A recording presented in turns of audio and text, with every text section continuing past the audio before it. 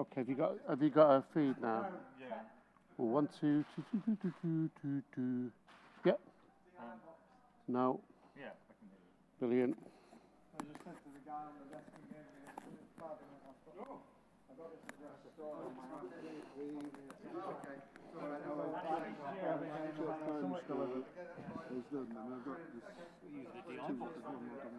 It's just for the different track lines where we're playing. I have to say that there are very few of them that look like them. It's the angle. That's alright. They're high up. Did people bring cards with them? Yeah. It's alright, don't worry, you can handle this. I've got some spare ones.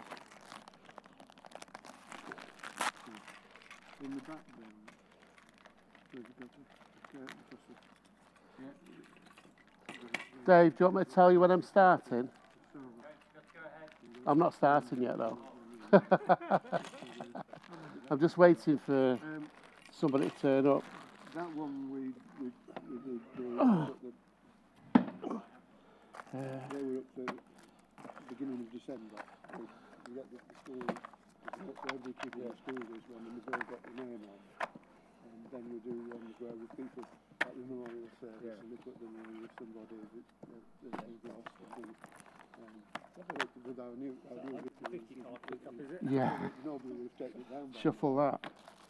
Right, that's theirs. I think these are for you, but it's carry that for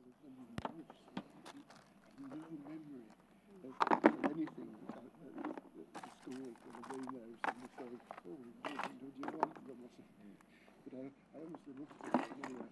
We've got those, but we've got commemoration of the rebuilding of the bombing of the church and they leave those pieces for that. Lovely.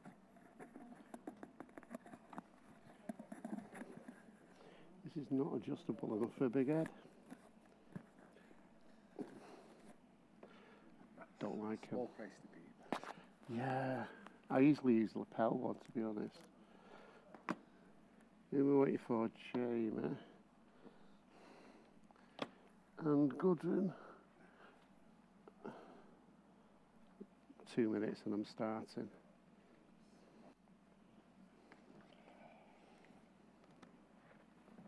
I don't know where to put that.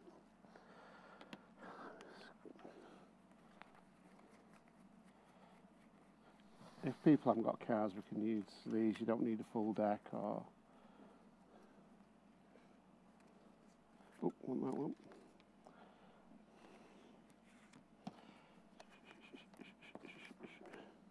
I've got about 3 packs of these gimmick cards of some description. Do you know what the gimmicks are? No, nah. Got a drawer full of them.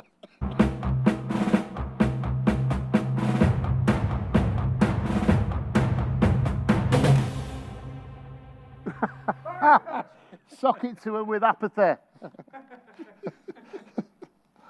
It's Baz. Right. Now there's only 3 of us, but I don't like this one at all. Don't need them. May need them. It might just be easier if you sit the other side of the table. Because the cameras are all this end. And then we can see. So, if I see that there, or You sit with one of them 2 seats there and just shuffle around. We can spin the table if that's the it would have been. Got all this crap here to shift. Okay.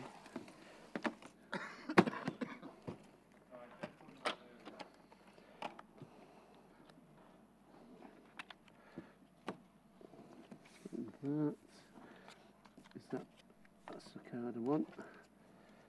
And bacon golden.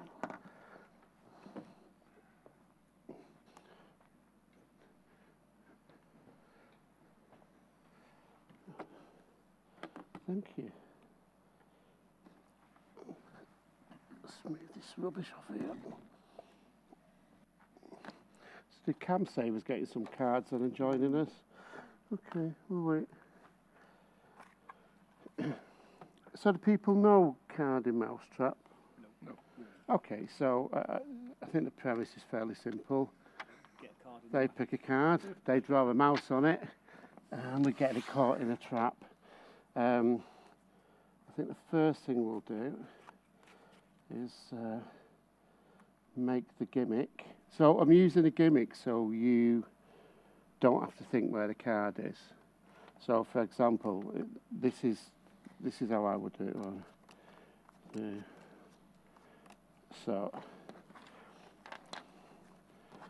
it. That's my setup for the trick, but this is going to be a lot simpler for you. So if I just say to you, just do me a favour and pick any card. It's up to you. Great. And so I'd get you to draw a mouse on it, say put the card back, and I give it a couple of shuffles. I might even give it a shuffle, in fact. There we go. That was a worse shuffle ever. A little bit better. And then we'd go through the cards on the trap. So no, that's your card. Oh, sorry, that's your card. yeah. But that meant I had to think about how many cards I was turning over and going through.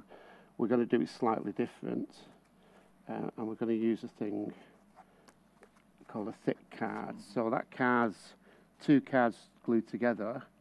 If you just feel the thickness of that against the others, you can tell the difference. But we're going to go one step further and we're going to stick three cards together. And that's even more obvious where it is. So why are we going through rather than two? Just to make it more obvious. Yeah, so this is Steve Price did three, because when he was doing his shows, it was just sort of slightly, it's all right, Colin, it was just slightly, is that thick, is it thin, is it? Yeah. And it was slightly ambiguous. I'm just saying, so we're going to find a card by using a thick card. All right. So we need to make a thick card. But in this situation, we're going to make a triple thick card. And it was Steve Price that was using a second card, but on occasions, was that the card, was it not? Because it was just sort of slightly, like I said before, ambiguous. So we're going to stick three cards together. You've probably got three cards in your decks to do. So if you want to just grab three cards at your suit, have you got any cards with you, Grant? I don't. Oh, well, sorry, let's take about. Sorry, So. I've got a deck. I haven't got any.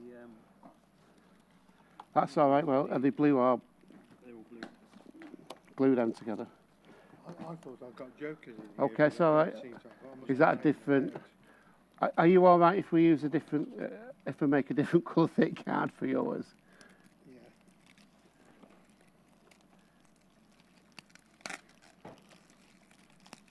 Any jokers in this one? No, don't worry about it. You don't need to be jokers. It just needs to match your card. In fact, you can use that. Use that.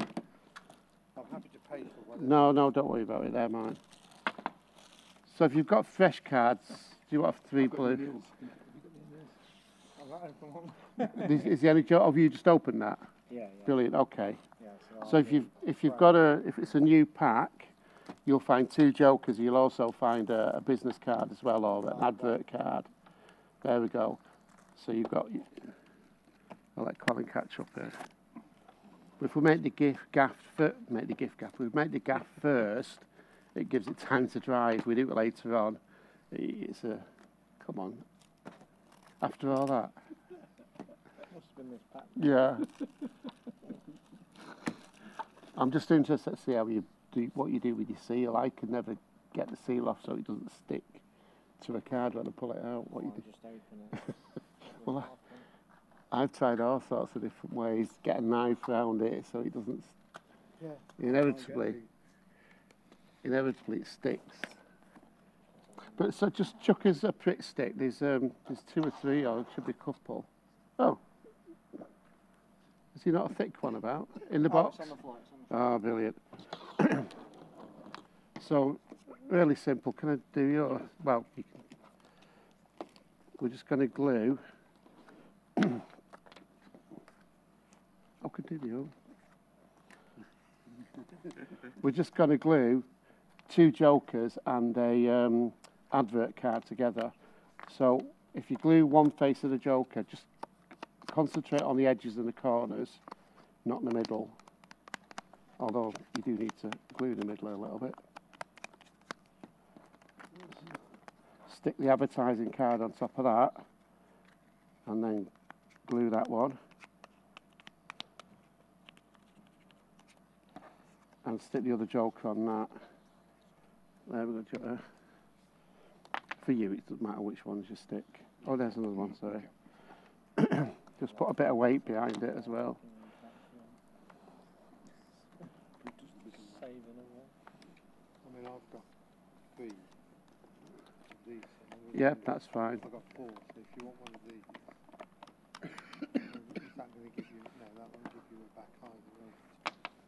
No, you got to use 2 normal cards. And then If you want a couple of cards to glue together, do you need any? No. Are you sure?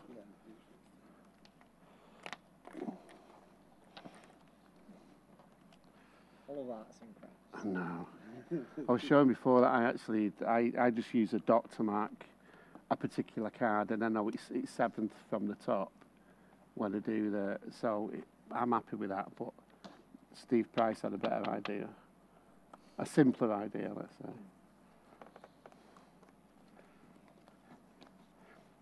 Right, and we'll get the glitter next. Bit of glitter on. Well, we're putting pom-poms. Pom-poms and glitter.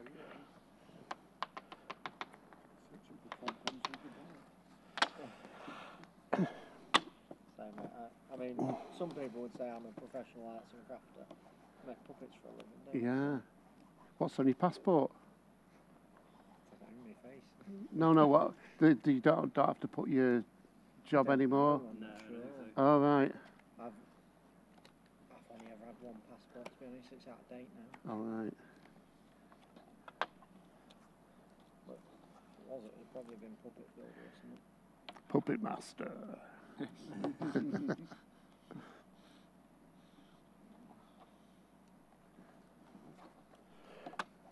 you got a back? Because you need a back.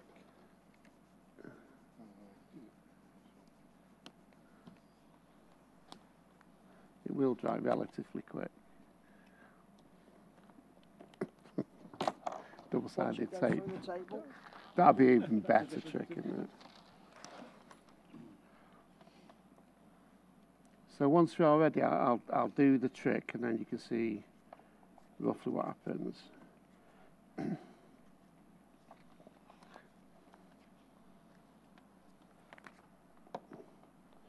The corners come up if you're not careful.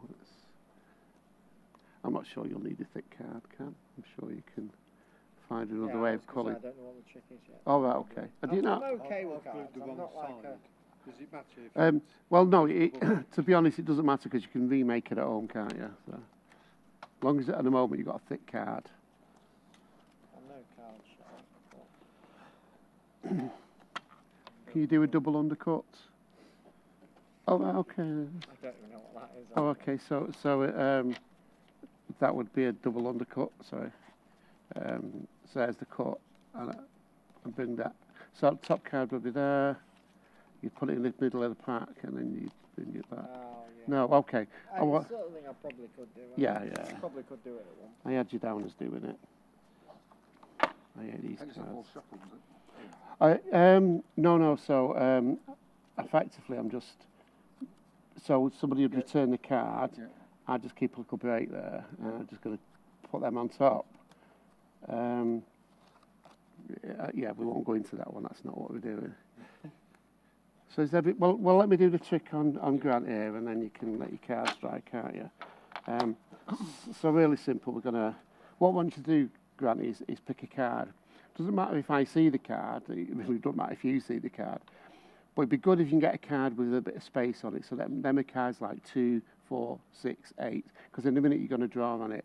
However, if you don't fancy getting a 2, 4, 6 or 8, pick any card you want. But you're going to be drawing on it. Have you got one? Brilliant stuff. So what I need you to do, Grant, is in that big space you've got, is draw a picture of a mouse. It could be just a face, it could be the whole body. It's up to you.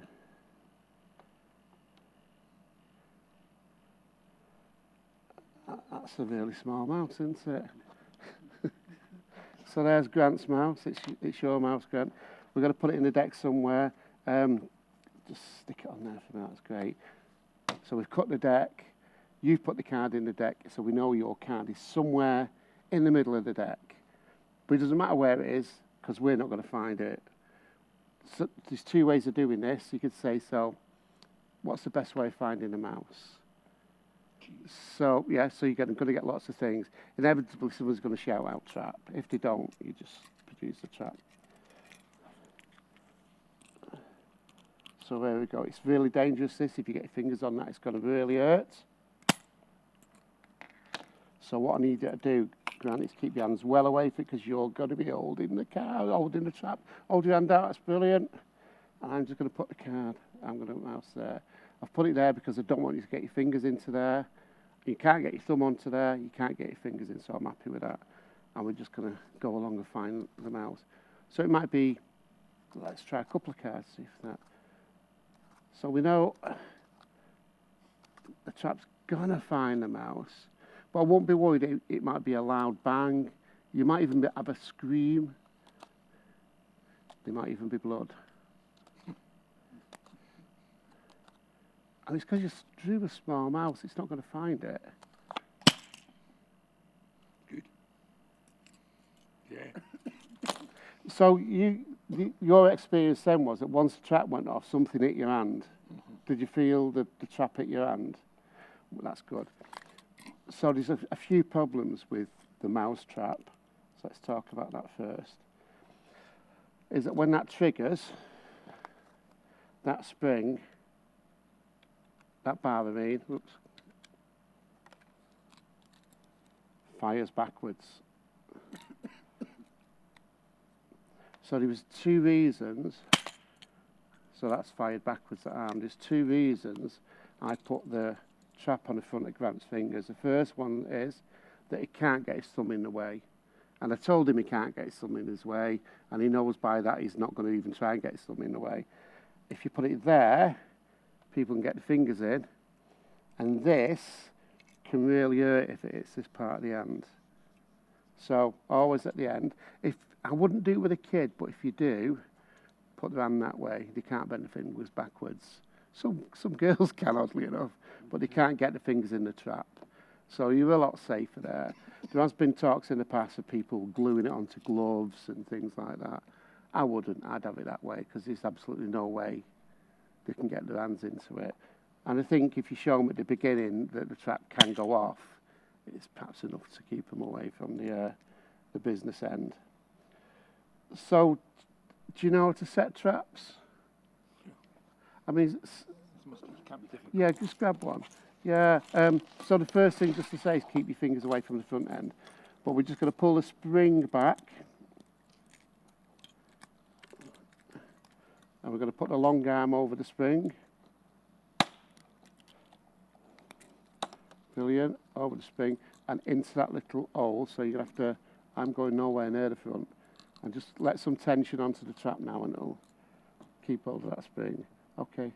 Okay. There you go. You can adjust that little thing at the front. Have we done that? And here's the secret. When it's not their card, and I tell you how you know it will be their card, you don't touch the trap. So every time you're just letting it above. And when it is their card, you just go. So no magnets, no trapdoors, no anything. So we're going to, let's set the cards up now. So your thick card should be nice and dry by now. So just get your deck together and put the thick card on the bottom.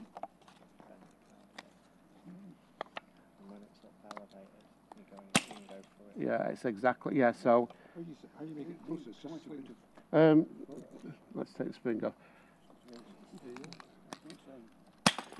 I'll tell you what, take my trap. But you can very Makes easily you just jump, doesn't it? push You that know, push yeah. that But bit the back deck or is on bit you. forward, You're yeah. doing it. Um, I've got a big rat trap that I got off Joe like the other year. but let's I'm gonna.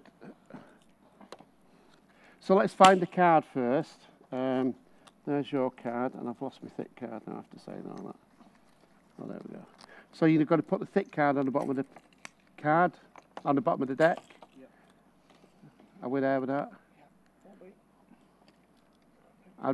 Don't worry about setting your trap. So thick card on the bottom of the deck. Brilliant. Just take one card out. That's going to be their chosen card. So they picked a card. Don't matter which one it is for now. And they've drawn a mouse on it. I always say to them, pick something with a big space. Doesn't matter which one, but I'd rather have something with a big space. Then you can draw a big mouse. Hey-oh, never mind.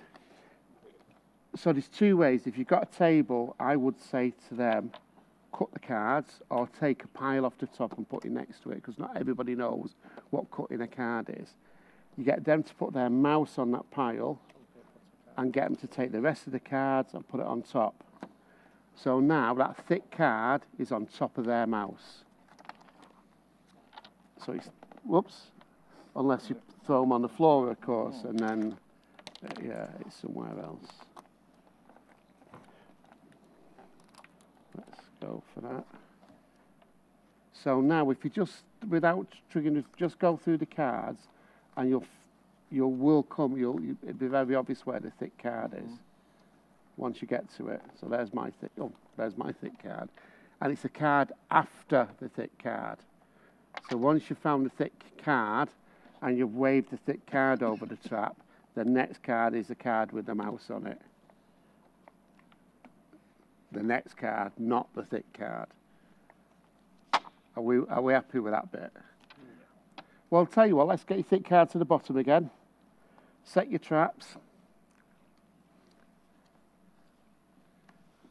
Take the top card and draw a mouse on it. Mine looks like a bat now, I don't know why I did that. Yeah. If you want to use one of my cards to draw on so you don't spoil yours, feel free to use one of them cards. Yeah, it doesn't matter what colour it is, it just saves you ruining your cards. These are already ruined.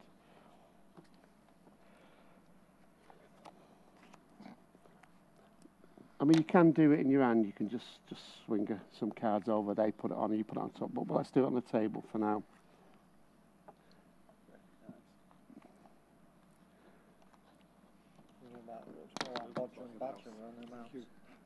Oh yeah, well done.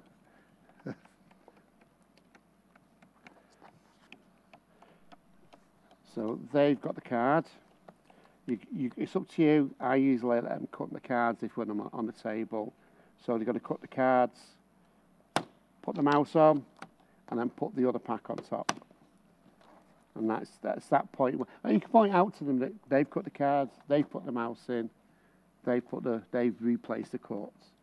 And now you're just going to go over, give it a sniff. It's up to you what you talk about, I suppose. Yeah, do it over the trap. Yeah, whoops. And of course, it's the card after, so hopefully everybody should catch the mouse here. Yeah, so if you're going to do the cuts, you can do 3, so it's, so, okay, so is that a card? So if you put a bend in the card, like that, and hit the end of the trap. So there's got to be a sweet point, really. You'll get used to putting a slight bend in the card and doing it. If you do it right at the end, you might miss the trap. So I usually do that, but I push down really hard. I think when it's elevated on a hand, it'll be easier. Yeah. So yeah, if it's up here rather than being down there, it's going to be a lot easier, yeah. There you go. And once again, Colin, it's like Cam said, once it's on a hand up here, it's a lot easier to trigger it.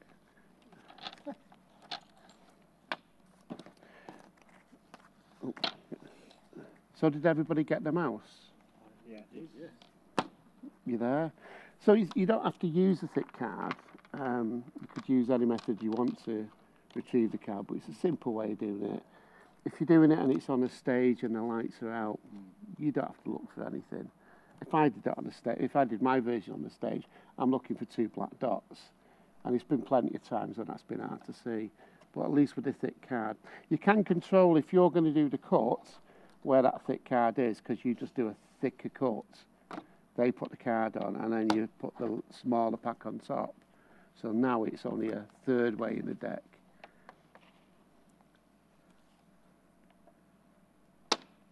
Yeah, get the right end.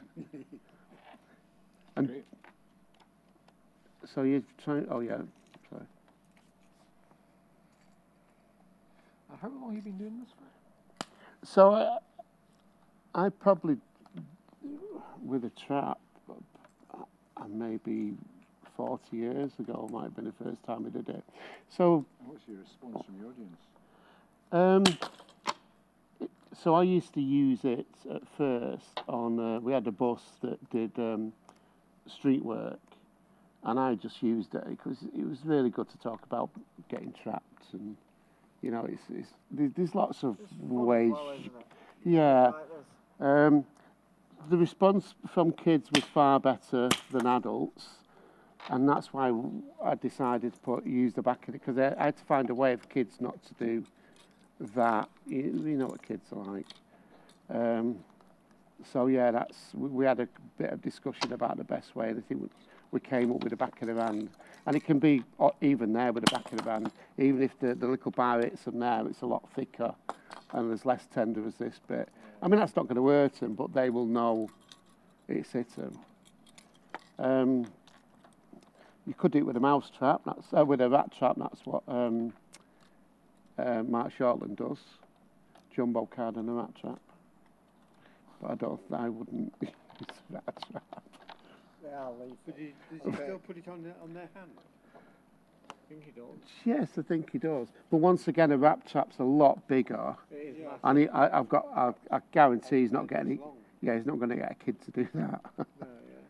Because brutal. First-hand experience of what it's like. Yeah. What's your finger? Yeah, keep your finger away. Yeah, so you'll find you'll find a sweet spot really of where to hit that trap, but don't be scared of it. Just be confident. That's the,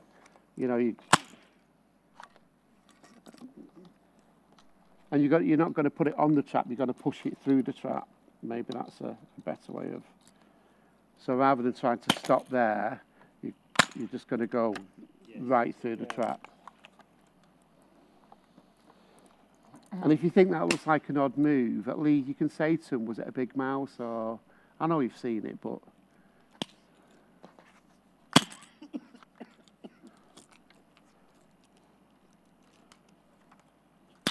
So there we go, short and sweet. Novelty value is great. Yeah, and so when I started using this as any sort of like magic show, I used to do restaurant magic. Worst thing ever, I'm telling you.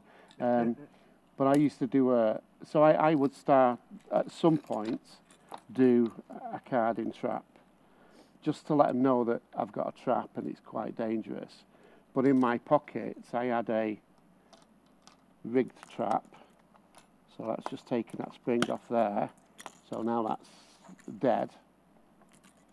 So that was glued together like that.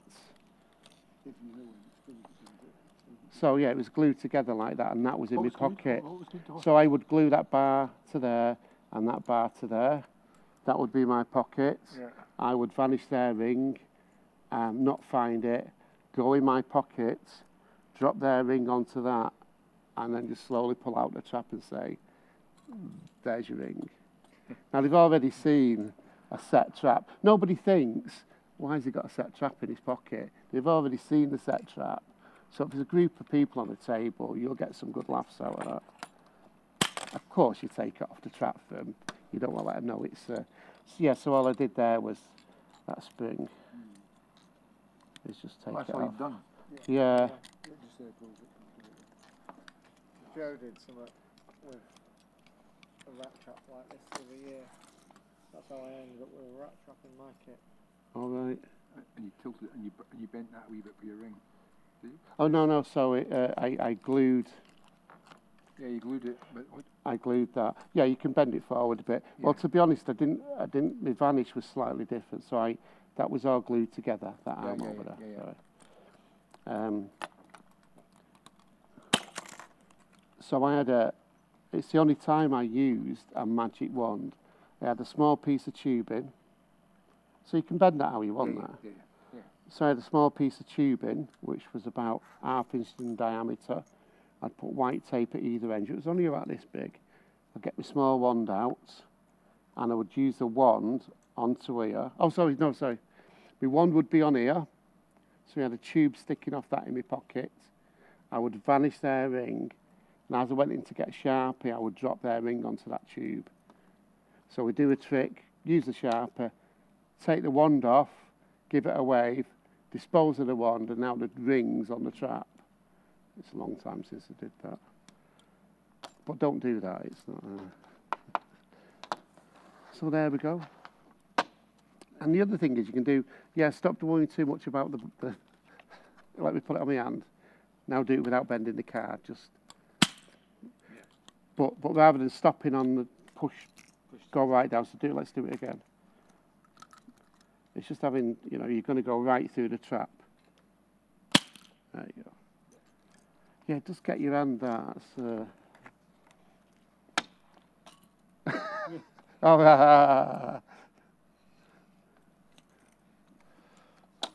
Great. I think we're there. So, and you can use the thick card for other tricks as well, can't you? It's such an easy thing to use.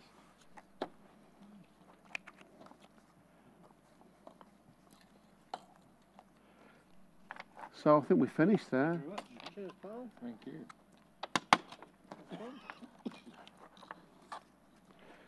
All these. It's worth you keeping on to that. Oh yeah, the thick card's useful.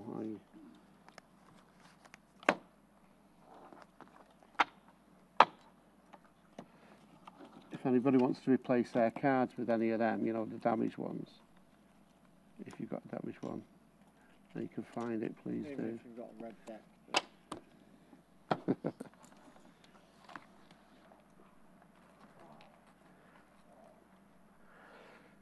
So I suppose for the people, are people online watching this, Dave? Oh, David? Yeah, they're still on. Okay, guys, so that's it. We've done it was a quick trick, quick workshop. It would have been good if you could find a mousetrap at home. Who knows, you might have a few. But have fun with it, but watch your fingers. Right, I'm turning.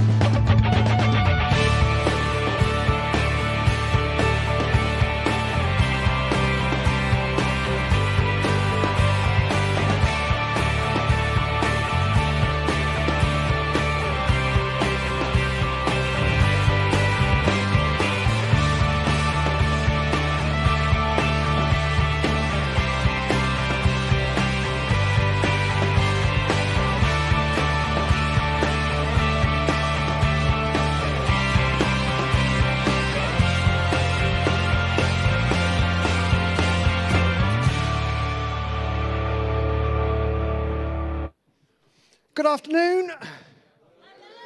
Oh, let's try a little bit harder. Christian Magicians UK, make some noise! Oh, amazing. Now, I've been asked to introduce a next person. I'm not going to take very long because it gives you more time in with him for him to talk to you. All I'm going to say is that this man travels the world doing what he's about to show you. He's amazing. He's my friend. He's also my chauffeur. Please give it up for Marc Paul. Oh, thank you very much, Mark. Thank you for that fantastic introduction, and thank you for inviting me. So it's lovely to be here with all of you, and thank you for the lovely lunch. It's very rare that you get fed so well at a Magic conference, so thank you very much. I really appreciate that. So, yeah, I make my living as a mentalist, as a mind reader. I predominantly work on cruise ships, so I do a lot of traveling, as Mark said. So all of my material is pretty much, as Edwin Hooper from the Supreme Magic Company used to say, it packs small and plays big. And that is a little bit of a cliche nowadays, but it really does accurately sort of describe what I do. So let's kick off with something. I sort of like things with cards, but I don't really want to be doing card effects with decks of cards in my performance. So I do this. I have made up an alphabet deck. Now, this is something I made up myself. If any of you are interested, there is a little note card here. I'm going to leave that at the front of the stage. You can come and take a photograph of it. So this is a company online called makeplayingcards.com. And this gives you the specification of these cards. You can print them any size, any shape, any design you want. This is a really useful company. And, you can get the deck of cards that you need for a particular effect. If you want some sort of symbolism that you want to use in a routine, if you want to create something that's specifically using, Christian imagery, that is perfect, because those sort of things don't exist. You can't go out and buy those sort of decks of cards. So this, I'll leave that there, and you can take a photograph of it if you want it. So this is a 3-phase routine. I'll perform it for you, so very quickly, and then we'll sort of break it down and show you sort of how it works. So we have the alphabet here, 26 symbols that make up our entire language. Now, in our language, we have over 1 million words that we are speaking, okay? But only about 70,000 of those are the sort of words that we use every day. But every single one is constructed from just these symbols. So let's try something with these. I need to get them mixed, so let us see. We have 3 people, so how about, gentlemen there, you can mix some cards, you can mix some cards, and you can mix some cards, okay? So shuffle them up and mix them, make sure they are thoroughly shuffled. By the way, let's have a little shuffling competition. Stand up, the 3 of you, and shuffle your cards in front of your audience, and let's see by applause who is the best shuffler. Okay, so shuffle your cards, shuffle your cards, shuffle your cards, shuffle them up, mix them up. So, by applause, who is the best shuffler? This gentleman here? What about this gentleman here? I don't think you're the best shuffler. What about this gentleman here? No. Definitely Nick. All right, so bring those back then. And there is I forgot to mention, there is a prize for the best shuffler. There is a prize, okay? You get the prize, and that's to join me on stage. So give him a big round of applause, okay? You come up, keep all the letters, count 13 cards onto my hand, okay? Now, when I was a kid, I was given a book. I was about 13 years old. It was a book called 13? Yep. Okay, take those 13 cards. I will get rid of those, okay? And what I want you to do is to, well, you can mix them up a bit further if you want. I was given a book. It was called How to Develop a Superpower Memory by a New York memory expert called Harry Lorraine. That book changed my life, literally changed my life, because it teaches you how to remember things. And the way you remember things is by association. So if you want to remember the name Lorraine, you could think of someone you know called Lorraine. Or, if you don't know someone called Lorraine, you could visualize it, make it a visual image. So you could think of a policeman standing out in the rain, that type of thing. And that's a visual image that you remember.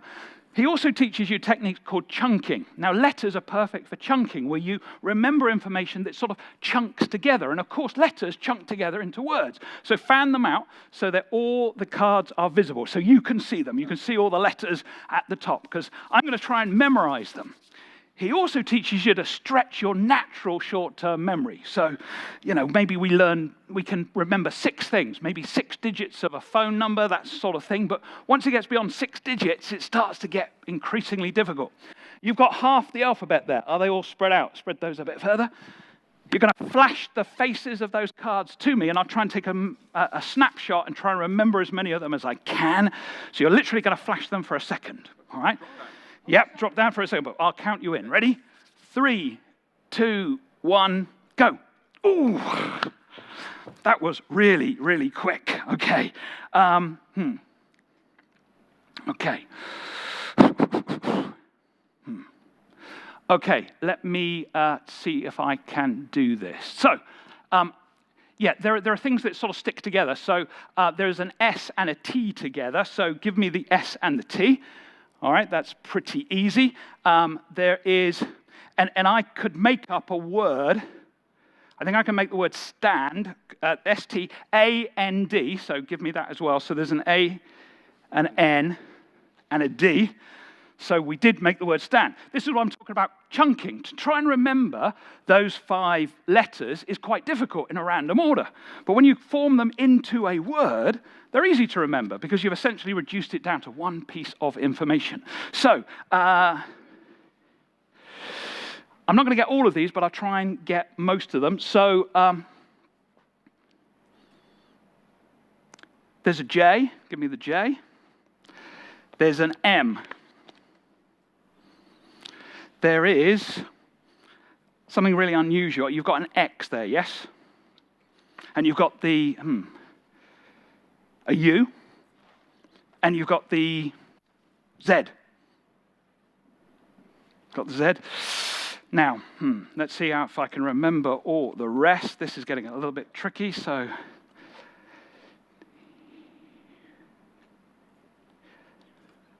P. Y. And you've got one last then. Is that a W? There we go.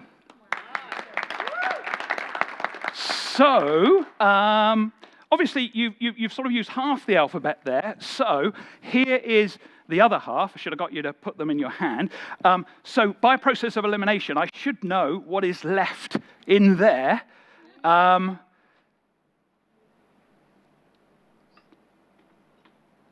I love anagrams. I think the longest word that you can make in there is the word, it doesn't use all of them, but it uses most of them. The word,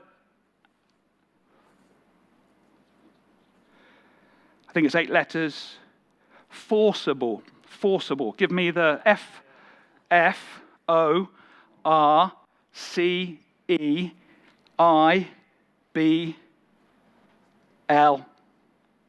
Sorry, not the E there, the E on the end. The E on the end. Yes, forcible.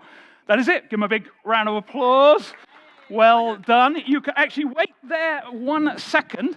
Let's combine them back with the others. Mix them up. Give them a good shuffle. Okay. And let me show you the next skill I learned when I was a little bit younger. And this is that every thought that you have manifests itself in a physical reaction. If you can learn to read the physical reaction, you are, in essence, reading the thought. And that's where this comes from. As I mix the cards, say stop at some point. Stop. Remember this card. In fact, take it. Hold it close to you. Don't give anything away. I'll get rid of the rest. Okay. So, stand face the audience. Look at the clock at the back of the room. Do not give anything away about what that letter is. He will give away everything about that letter. All you've got to do is watch. All right? So don't give away. Best poker face. Poker face. Very good. Now I'm a bit scared. Okay. All right. Think about the letter. Don't say anything. So, A, B, C, D, E, F, G. Now, he blinked on the F. I think he's blinking again now. He's relaxed. He's already heard the letter. We've passed the letter. So don't say anything. Look to the back of the room. A, B, C, D, E, F, Yeah, it's definitely one of those. Confirmed by the blink again. A, B, C, D. Just say no to each letter. I'll say, is it the letter A? Say no. If it's the letter B, even if it is, okay? So say no to every question. You understand the rules? No. Very good. Okay. So is this a letter A? No. Is it a B? No. Is it a C? No. Is it a D? No. E? No. F? No. You're thinking of a letter D. Show everyone. D! Fantastic. You can go back to your seat. Give them a huge round of applause. Okay. And well, let's see if we can sort of read more minds. Let's see if we can do, I don't know, 3 people at once. All right. So pick a letter. Keep it to yourself. Don't show anyone. Okay. And remember it. Pick a letter. Don't show anyone. Just remember it yourself. And maybe pick a letter. Okay. Remember your letters. Get your letters in head. Put it back when you've got it. You remember it. Yeah. Okay, put yours back in. We'll get rid of those and put yours back in, yeah? Now, each of you have got a letter. You're thinking of a letter of the alphabet again. 3 possibilities out of 26. Can the 3 of you stand up? 3 of you stand up? So, think about your letter. Imagine it on a screen between you and me. Think about your letter. Okay, think about your letter. I think I'm going to have a problem with you, okay? Concentrate on your letter. Yeah, all right, fine. I'm not sure, but I have 2 of them. Definitely have 2 of them. Third one, not sure. I'm getting an S and I'm getting a T. I'm not sure about the third one yet. If you're thinking of the S or the T, what I want you to do is to now think of a word beginning with that letter. So if you think of the letter S, do that. The third person whose letter I've not mentioned yet, can you just, instead of seeing the letter, hear the letter in your mind? Okay?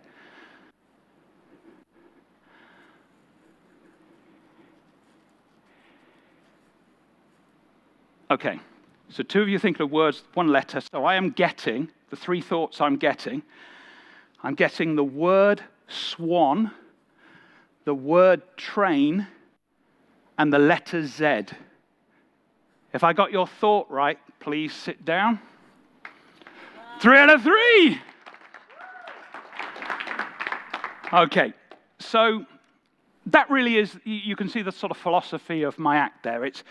That is just some alphabet cards, and that is maybe a 8-minute, possibly 10-minute routine. So it's got these sort of distinct phases.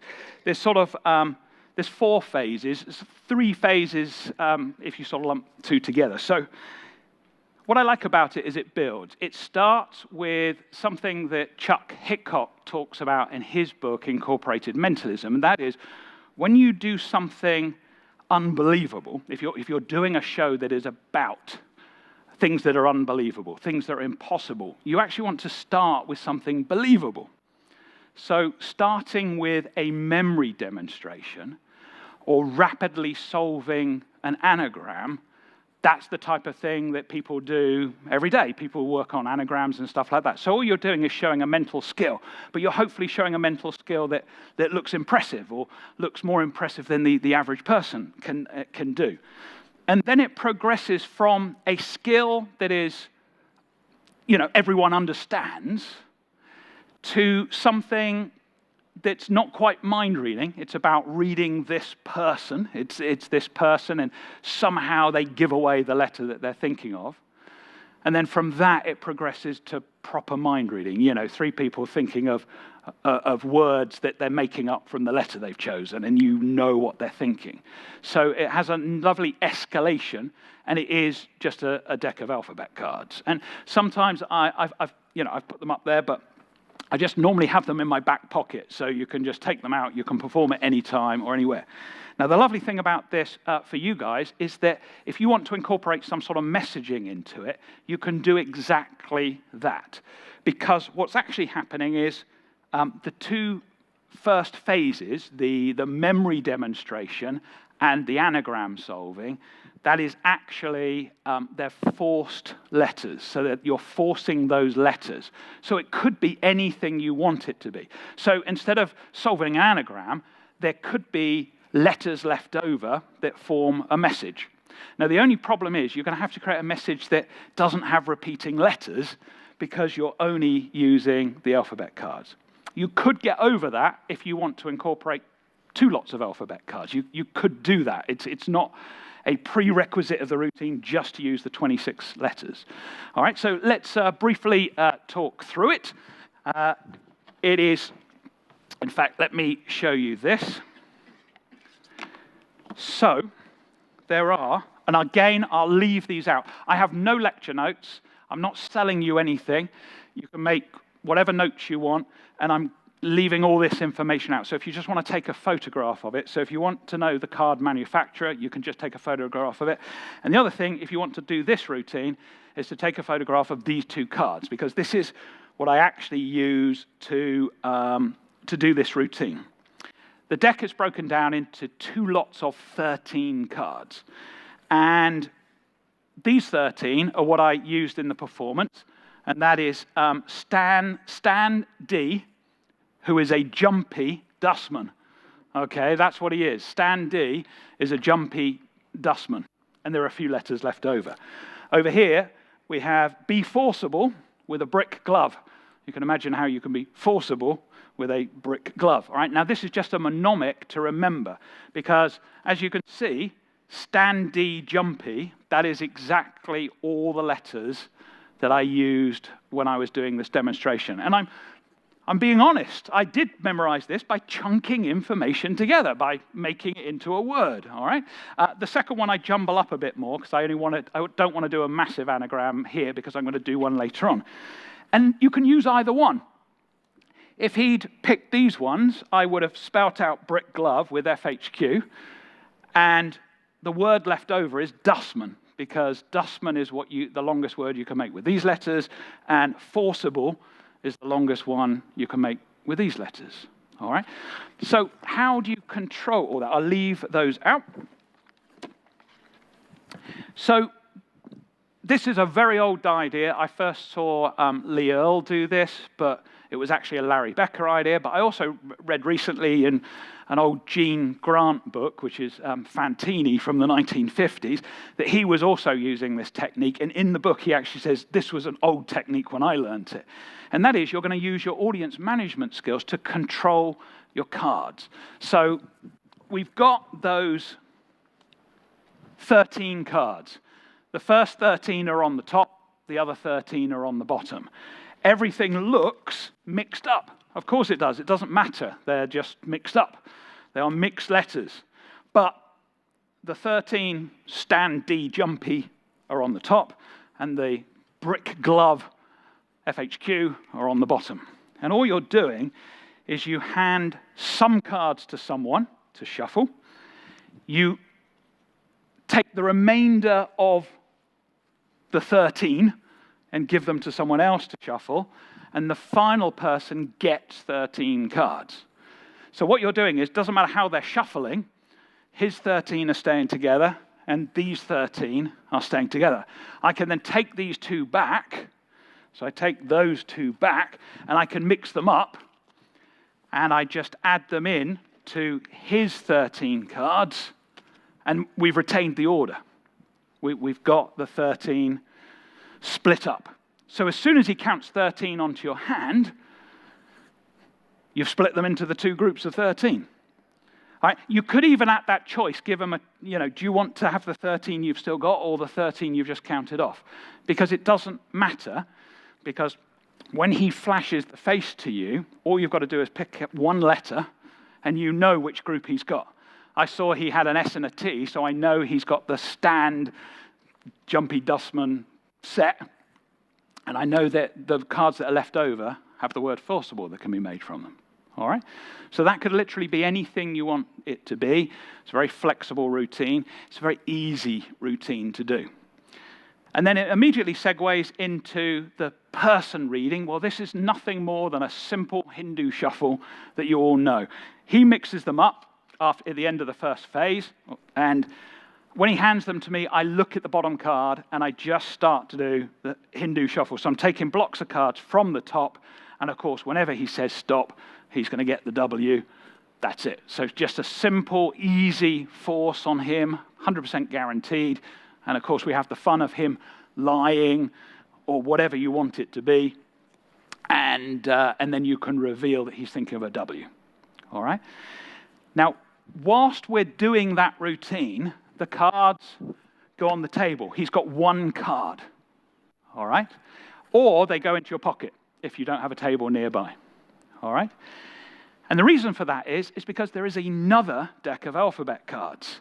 So on my table, I've just got another deck of alphabet cards. He thought of the D, and the D got added to the bottom of this set of alphabet cards. Except this set of alphabet cards has an F on the bottom, and the rest of them are all Zs. So it's literally just a one-way force deck. I'm a big fan of the tossed-out deck, and that's essentially what we're doing here. But I actually like the idea of them picking. Just think about this from a tossed-out deck point of view. There are only 26 cards here. There is a possibility, if I put a rubber band around them and get people to think of a card, there is a possibility the audience can assume that some people might be thinking of the same letter. And I don't want them to go down that route. So having them pick a letter, you obviously must have 3 different letters. There's a logic to it. There's an internal logic that isn't voiced, but it makes sense. All right? The reality is, I just keep those cards on the bottom. They all get a letter Z. All right? Or Z if there are any Americans in. All right? So you're getting a letter Z. And now it's a simple, you're going to read the minds of 2 invisible people, as Luke Jamay will refer to them. They're all thinking of the letter Z. I say, right, I'm having problems with one of you. I'm getting an S and a T, or whatever letters you want, but I'm not getting one of them. So if you're thinking of the S or the T, just think of a word that begins with that letter. And the person who I'm struggling with I change the modality that they're thinking in. They've been visualizing the image of the letter, and I say, this time don't visualize it, just say it over and over in your head. All right, and by getting them to say it over and over in their head, that's changing the apparent mechanism which I'm receiving the thought by, and then we just name 2 words, any word you like beginning with S, any word you like beginning with T, and yes, and that letter Z. And of course, because of the tossed-out deck principle that David Hoy came up with, as soon as I say Z, and I say to you, if I got your thought, sit down, of course they're all going to sit down because they're all thinking the letter Z. So that's it. Okay. So any questions on that routine? It literally is sort of a full-blown, 8-minute routine. You're showing different skills, and it's segueing nicely into mind reading. If you want to incorporate some sort of messaging into it, you can work out your mnemonics so that you can create a message. When you're doing the anagram or something like that, you can create a message. Okay? So any questions on that? All happy? Oh, a mic for the questions. Yes, absolutely. All right. So are there any questions at the moment? Put your hand up, or are you all happy with that? Oh, Jamie's got a question. Okay. Okay. Question coming. Hello. Hello, how are you? I'm fine, thank you. The part where it's the Hindu shuffle. Yes. And you're going to read his mind. Yes. Are you deliberately choosing a letter that's at the front of the alphabet rather than later? No, it's random, whatever is there on the bottom. If it's something, I think there was a W there when he handed them to me, and I did cut them because it was a little bit at the end. But that's okay. I would very quickly go through the alphabet and go, I would go A, B, C, D, E, F, G, H, I, J, K, L, M. You haven't heard it yet, have you? M, N, O, P, Q, R, S, T, U, V, W, X, Y, Z. You heard it near the end. I would, and then cut it down to, right, let's slow it down. S, T, U, V, W, X, Y, Z, and work with those. So yeah, so whatever it is, I sort of get to that area of the alphabet as quickly as I can. All right, fine, all right. Any other questions? Okay, let's move on to another routine.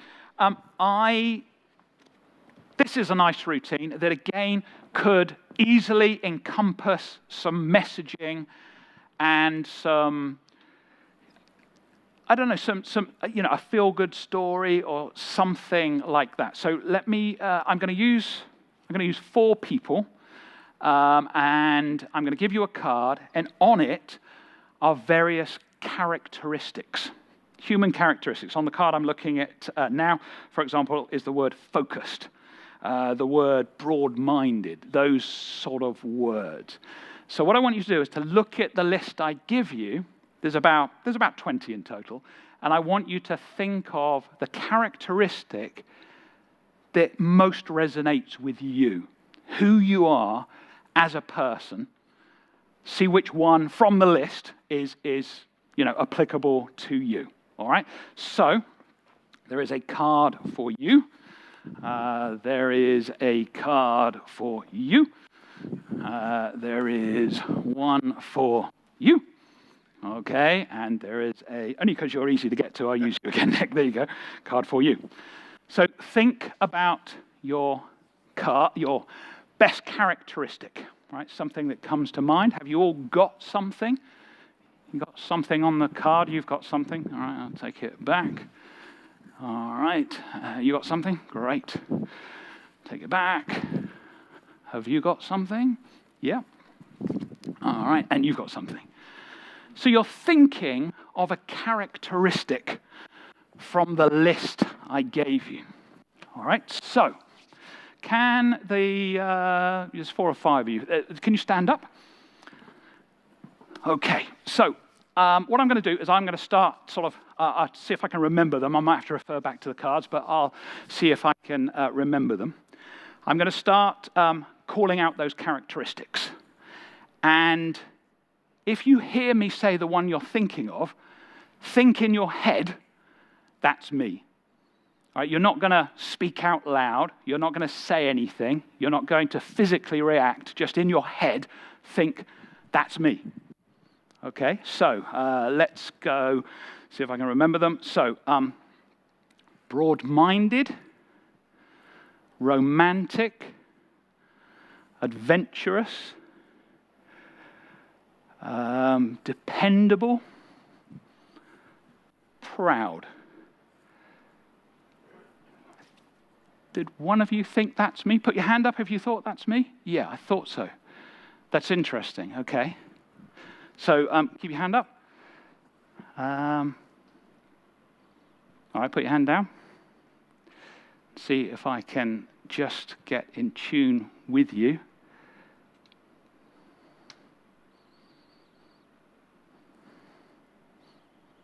If I'm right, sit down.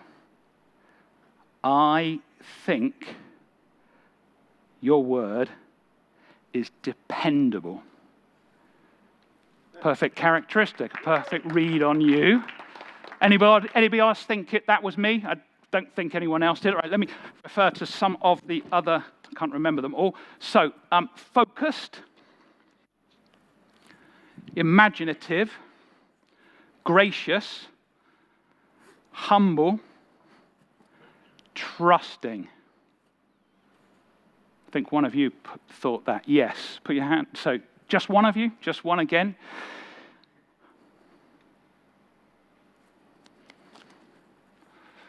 If I look at you, I think you're very creative. And I think the word you would best describe yourself as is imaginative. Am I right? You're correct. Sit down. Okay. 2 to go. All right. I don't think we've had loyal, intuitive, cheerful, kind, youthful. I think one of you thought of something then. Did you think that was me? Yes, thought so. Okay.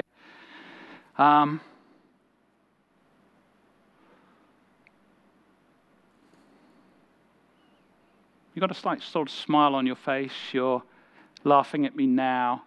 I think you would describe yourself as cheerful. Am I right? Sit down. Okay. You haven't heard the... I heard mine in that one as well. In that one as well. Okay, that's interesting. I think then probably the best way you would describe yourself, I can see sort of how you're stood, your shoulders are back, you're quite noble. I think you would describe yourself as loyal. You're right. I would, right, okay. Okay, this is a great piece of direct mind reading. It's really impactful and it's really easy to do. It uses a very, very old principle, which is the matrix principle. This is basically, normally it would be done with, say, 4 by 4. So it would be 16 pieces of information. And what you're doing is essentially this. I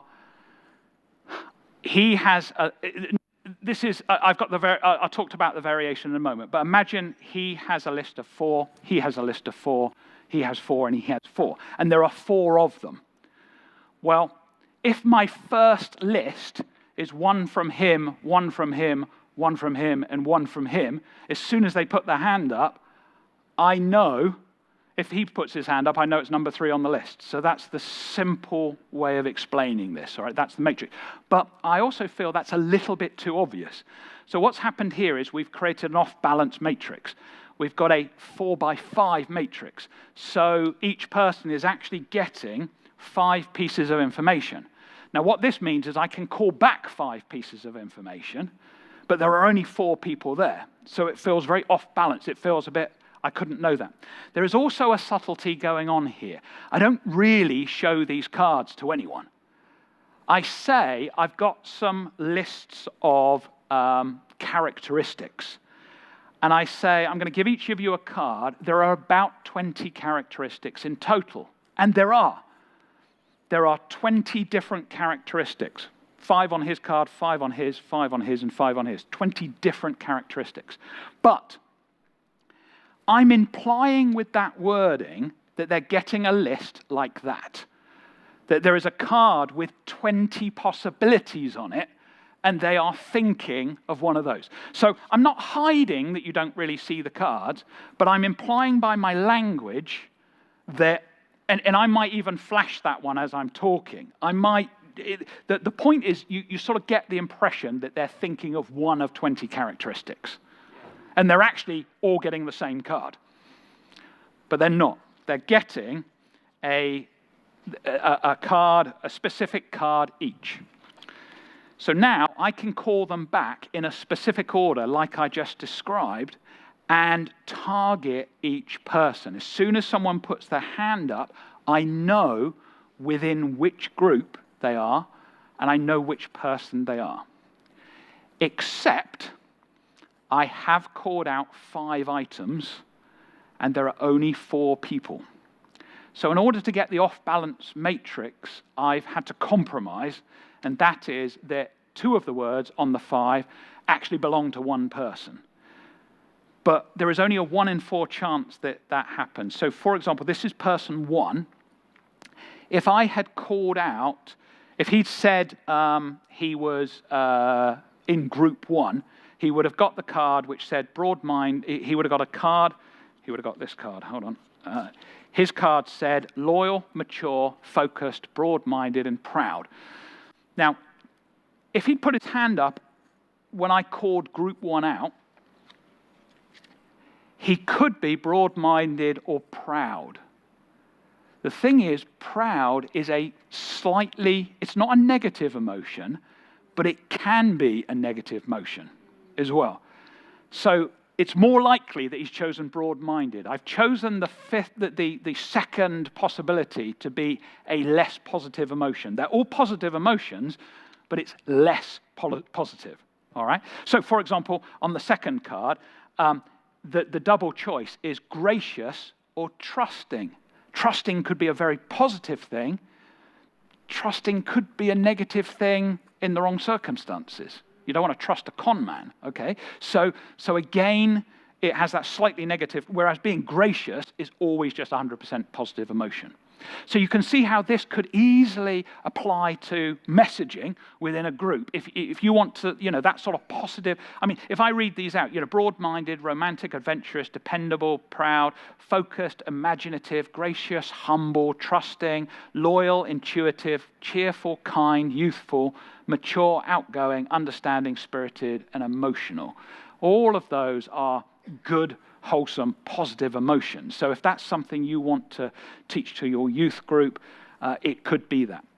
This could be anything, though. These could be phrases. So if there is a phrase you want to say, you can do the same thing, all right? So it's simple rules about how you construct it. You basically, and I have a mnemonic for you, all right?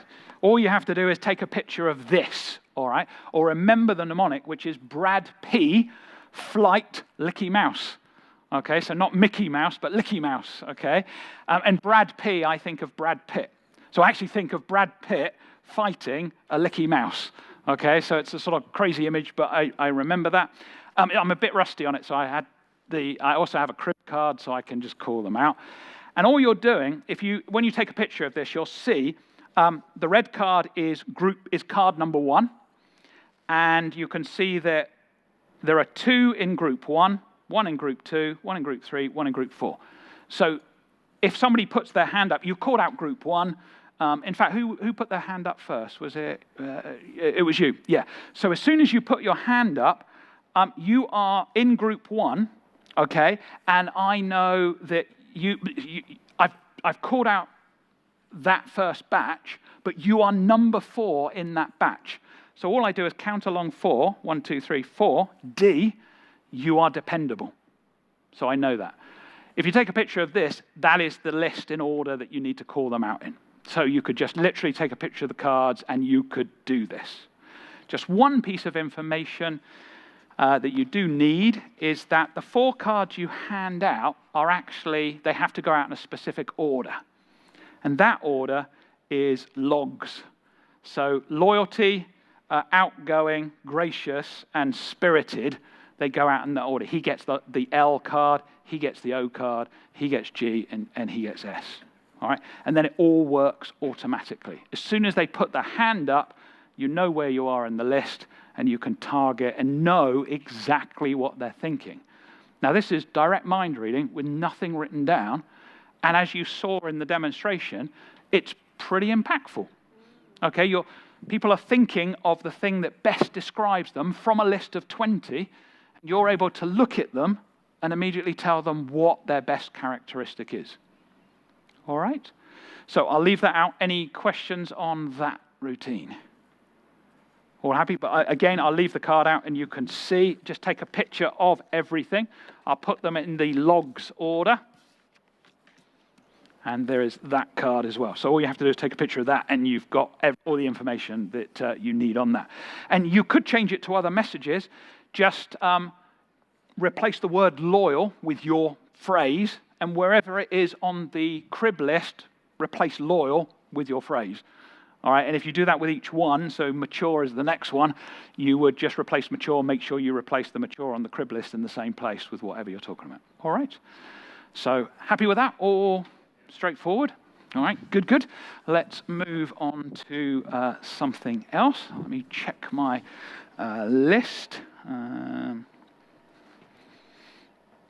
Okay, let's see if we'll squeeze this one in because we've got some longer routines to do in the second half.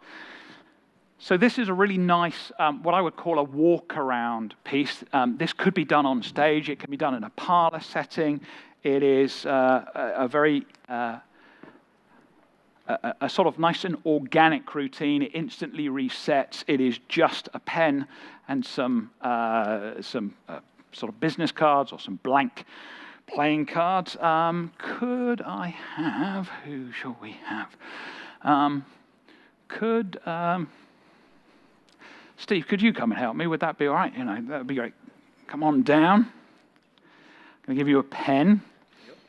And Steve, what I want you to do is I want you to think of a think of a number between 1 and 12. Right? Think of a number between 1 and 12. Got something in mind? Yeah. All right. Now, I want you to think of a number between 1 and 60. Okay. And if you put the two together, you've got a time. You've got an hour and a set of minutes. Yep. And was that a random time that just popped into your head? Yep. All right, fine. I've got some cards. I'll stand with my back to you if you come behind me and just write down your time. Write it large, write it clear. But let me know when you have done it. You've done it. Take that card and keep it sandwiched like this between your hands. All right, and give me the pen. I'll take that out. So you have a time, okay? And I'm going to get you to meet me somewhere in the world at that time, okay? But before we do that, I'm going to write a little prediction before anything else, all right?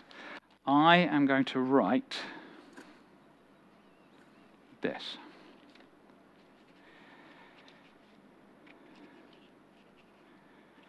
Okay, I'm going to give that to you as well, all right? So, take that in. So, what I want you to imagine is that clock. And we're going to start with 12 o'clock. So, and we're going to go backwards. So, think of the hour that you're thinking of. And what we're going to do is we're going to go backwards. So, if you're thinking of 12 o'clock, let's think about Northampton, all right? If it's 11 o'clock, we're going to travel across the channel. We'll go to somewhere like Paris, all right? If it's 10 o'clock, think of a little bit further afield. Let's go Rome, okay? If it's 9 o'clock, Dubai. If it's 8 o'clock, let's go, well, shout some things out. What do you reckon? Los Angeles? Sydney. That's 8. 7, Los Angeles. 6, Washington. 5, New Zealand, all right. Any specific in New Zealand?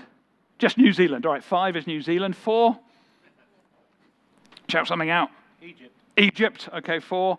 3, let's bring back closer to home, Manchester. 2, well, some of you are going to Blackpool, so 2, Blackpool. 1, let's go Dublin. Have you got a place in mind? And there was lots of different places from around the world that we sort of scattered about there, all right? So look to the back of the room, and let's see if I can get in tune with you and get focused. So, first of all, so you're now thinking about a time, and you're thinking about a location in the world. You haven't even written down the location in the world. It's just in your head. So look to the back of the room, and let's see if I can tune in, first of all, with the time. So think about the time. Think about the hour, first of all. So 1 o'clock, 2 o'clock, 3 o'clock, 4, 5, 6, 7, 8, 9, 10, 11, 12. Okay. Okay. Think about the tens of minutes. 10, 20, 30, interesting, okay. Think about just the last few minutes, the last couple of minutes, ready? 1, 2, 3, 4, 5, okay. Steve, out loud, tell everyone, you just made this time up randomly. What time are you thinking of? I was thinking of 12 minutes past 10. Oh, wow. 12 minutes past 10. And of all those places around the world, where was I going to meet you? Rome. In Rome? Have a look at the card that I wrote down a prediction before you even thought about locations. What does it say? See you in Rome. See you in Rome. Okay, thank you very much, Steve. Thank you for doing that. Okay, so this is a really practical, easy routine to do. It's very, very straightforward. So, it instantly resets as well. You know, there's nothing really to do other than sort of put one card second from the top and you're instantly reset to go again. And what I like about it is, again, it's placed for maybe 5-6 minutes. It's 2 solid pieces of mind reading. One, the information is written down, but then we have another piece of information that's not written down. And that's really nice to sort of sprinkle your show with things like that. You don't want people writing down all the time. You want them to do other stuff as well. So, what's happening here? This uses a move that Peter Turner first showed me, which is a double lift behind the back. All right, it's a move that he published in his billet book, which is called Peekaboo, and he's kindly given me permission to share it with you. It's an easy way of doing a billet switch. That's the beauty of what this is. It's an easy way of doing a billet switch. So the card second from the top says, "See you in Rome." All right, that is written on there, pre-written on there, and that's your only preparation. See you in Rome. Second from the top. I get Steve up, and importantly, I get him to think of a number between 1 and 12. We're not talking about times yet. He's thinking of a number between 1 and 12. If I asked him just to think of a time, he might be thinking of 1836. And I don't want that. I want to limit it to 12 without saying.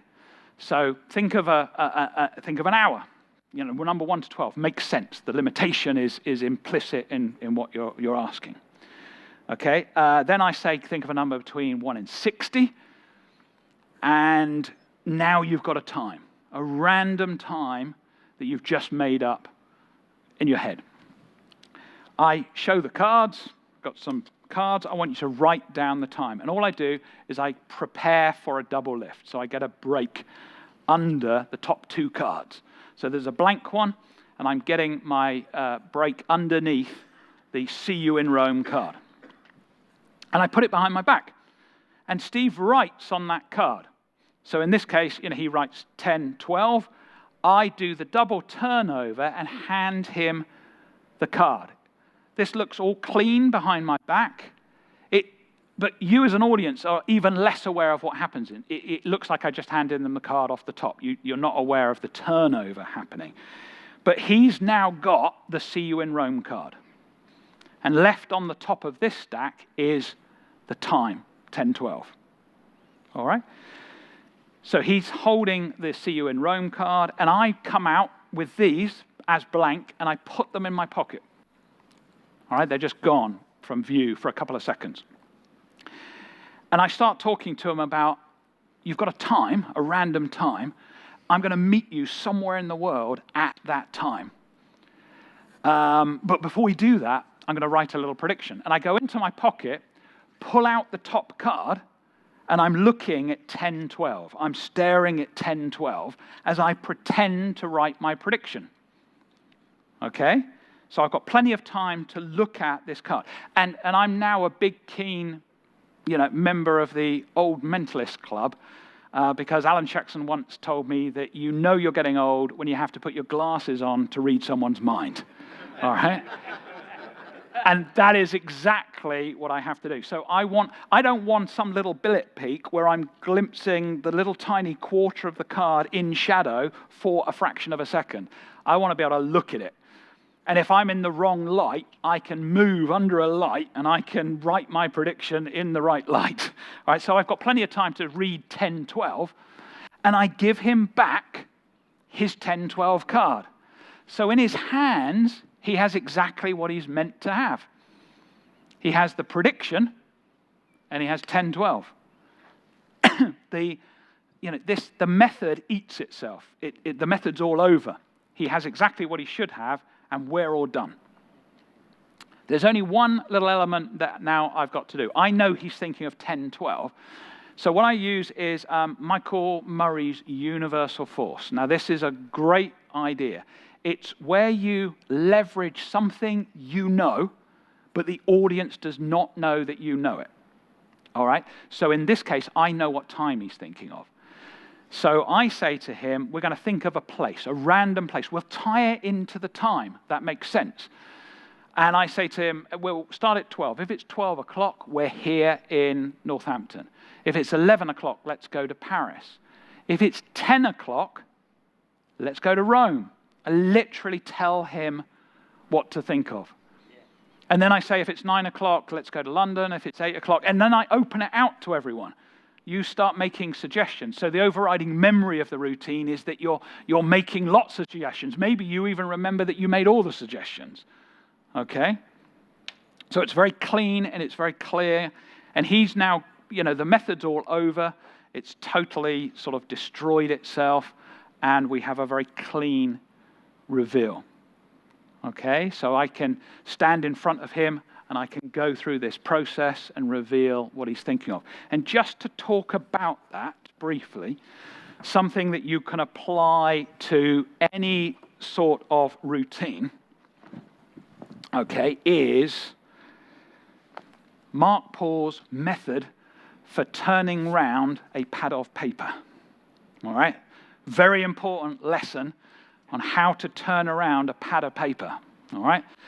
And, I know I'm saying it tongue-in-cheek, but I'm serious about this. So many times we write something, the person says what it is, and we turn it around. And that's losing possibilities. So let me explain. You've got, Steve is thinking of a time. I show you the mind-reading process. I show you. We're going 1, 2, we go through the hours, and I write down the time. All right? We go through the various processes. I've written down the time. You now are ahead of the game. You know what the time is. Or you know what I'm predicting the time to be. So what we have is a dynamic between you and him. He doesn't know what the time, he doesn't know what I've written yet. So what you have is 3 possible moments when you turn this pad of paper around. And here are the 3 moments. You get him to verbally announce what he's thinking of. He's thinking of 12 minutes past 10. You react because you know that that's right. Okay? I turn it round and I show him, he reacts. And then you react to his reaction. All right? You laugh or you smile, or if he's shocked, you react to that. So in turning round a pad of paper, you have 3 possible reactions instead of 1 reaction.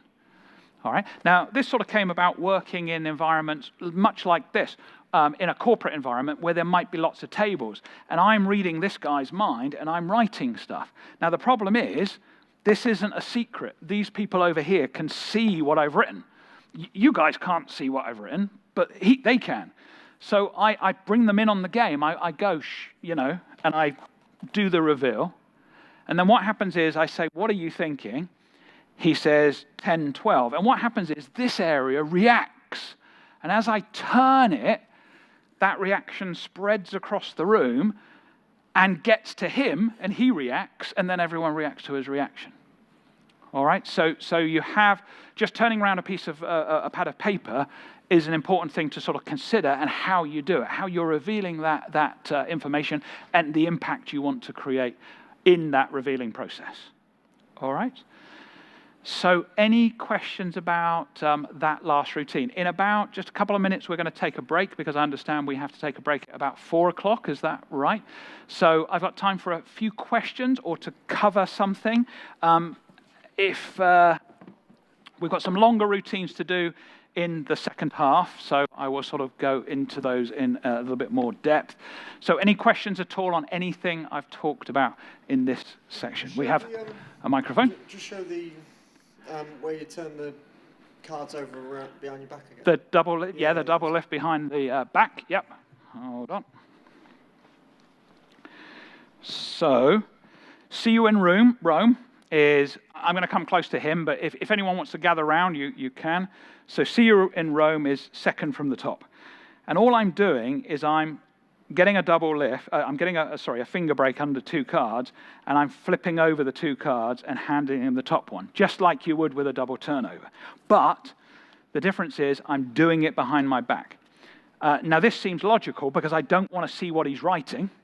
So I'm doing it behind the back. So it's, again, the Rome card is second from the top. I've got a break underneath that Rome card. And what's happening is he writes on this card. I flip it over and hand him the Rome card. All right, and that card on top has got what he's just written. All right? So everyone clear on that? Anything else about that? Everyone clear on the forcing process? I'm literally creating that list myself and sliding in the force, in this case, Rome, at the right position. Yeah, there's a question at the back. I'll wait for the microphone a sec.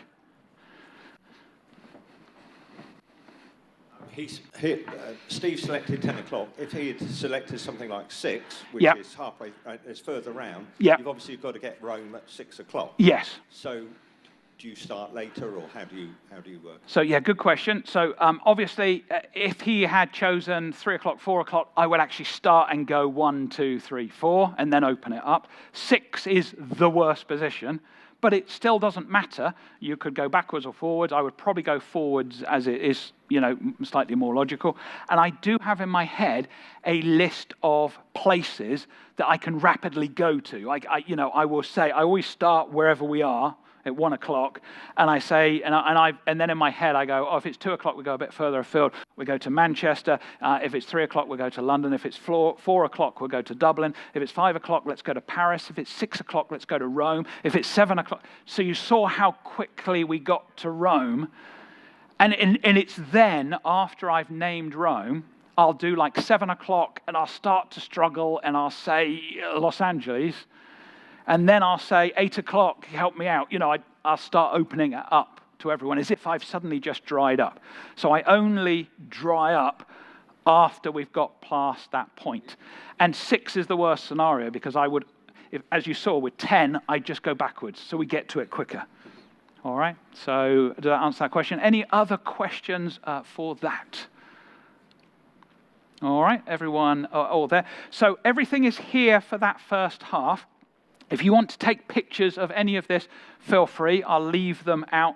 So all the information, the playing card company that I use, the mnemonics for the alphabet routine, and the cards for the emotion characteristic routine are all there. If you take a picture of any of that, it's yours. You can use it as you like. So I think we'll take a break, and we'll be back here in, half an hour or so? Yeah, let's give Marc Paul a little round of applause, please. Okay. Amazing first half, and we will see you back in the room at 4:30. 4:30.